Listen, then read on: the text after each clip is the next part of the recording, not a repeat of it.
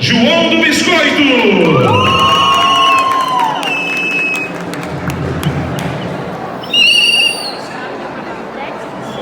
Boa noite a todos.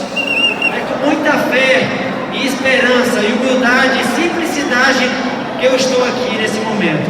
E com respeito, vou tirar a máscara, porque o distanciamento está sendo respeitado.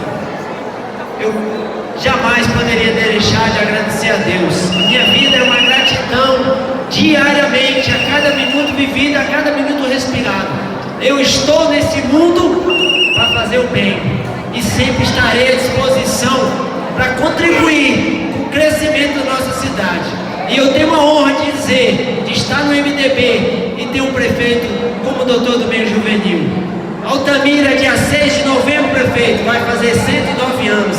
Vamos fazer uma reflexão. 109 anos, o que tem construído pelo senhor, prefeito. Vamos fazer uma reflexão. Tem muita coisa para fazer? Tem.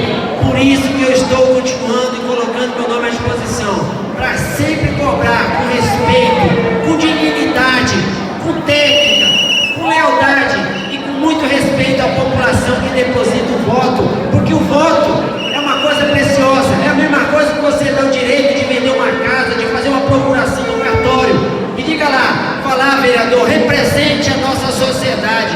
Eu sou vereador de todas as causas, mas eu não poderia deixar de agradecer e dizer pela primeira vez, para ficar na história de Altamira, o primeiro prefeito que olhou até pelos animais, Dr. Domingos Juvenil. E eu tive essa honra, prefeito, de estar nesse mérito de também, porque saúde pública, cada animal desse abandonado na rua, simplesmente um casal abandonado de rua, no ano é 12 filhotes, em 10 anos pode chegar a 100 mil animais abandonados de rua.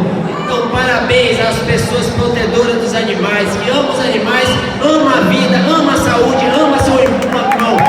Isso é importante. Eu não poderia te dar uma referência e agradecer a Deus por essa referência para a Helenilda e para o Dr. Riso, que é a proteção da criança e adolescente, que eu me emociono muito, porque quando eu falo que eu fui uma criança,